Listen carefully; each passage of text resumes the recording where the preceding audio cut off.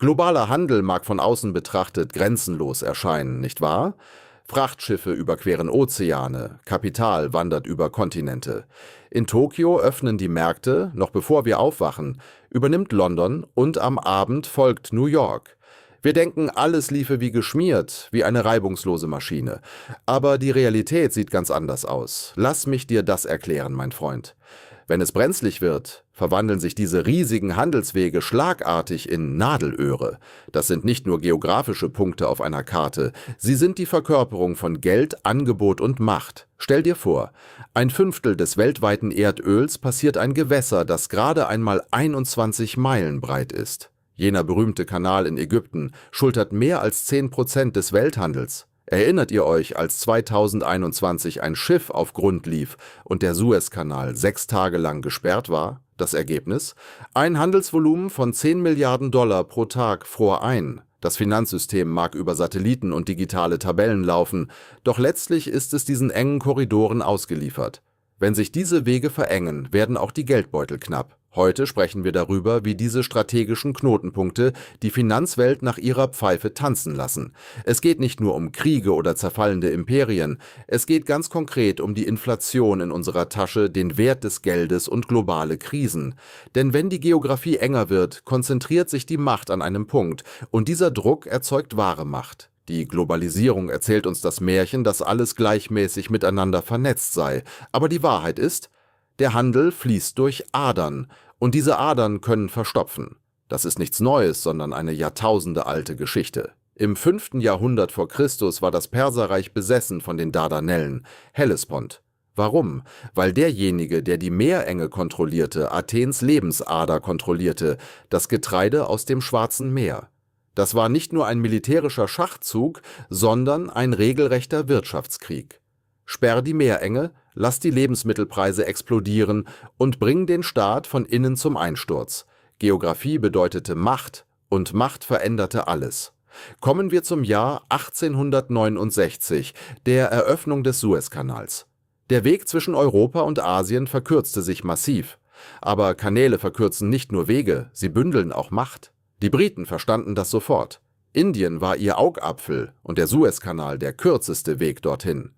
Als Ägypten in den Schuldensumpf geriet, schnappten sich die Briten sofort die Anteile am Kanal. Aus Nächstenliebe? Natürlich nicht. Es war reine Strategie. Mit der Kontrolle über den Kanal wurde London zum Zentrum der globalen Finanzen.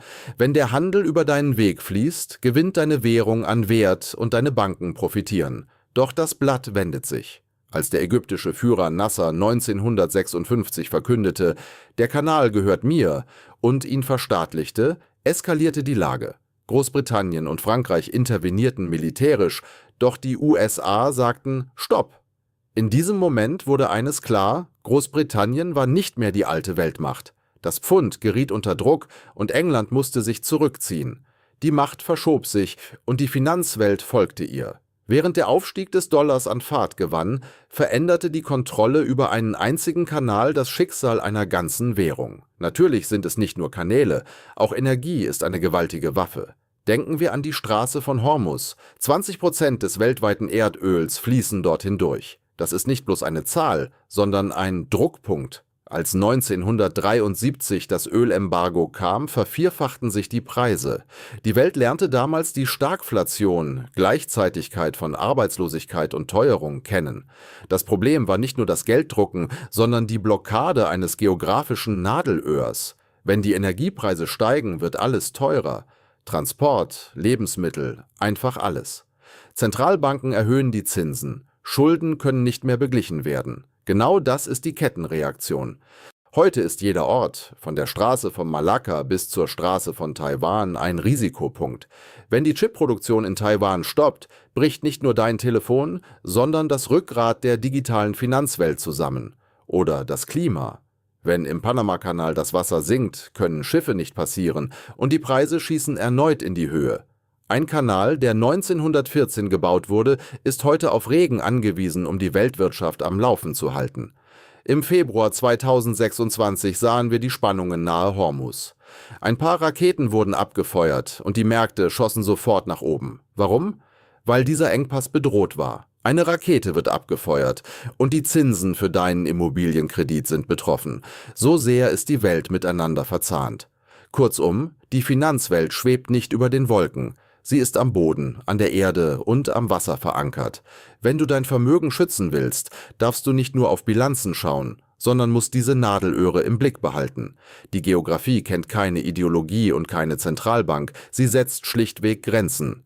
Die Geschichte wiederholt sich vielleicht nicht, aber die Geografie ändert sich nie.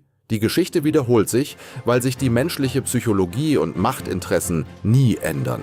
Wenn dir dieser Blickwinkel gefallen hat, dann bleib dran. In den staubigen Seiten der Vergangenheit liegen noch viel mehr Antworten. Das war's für heute bei Die Vergangenheit. Vergiss nicht zu abonnieren und die Glocke zu aktivieren. Wir sehen uns morgen.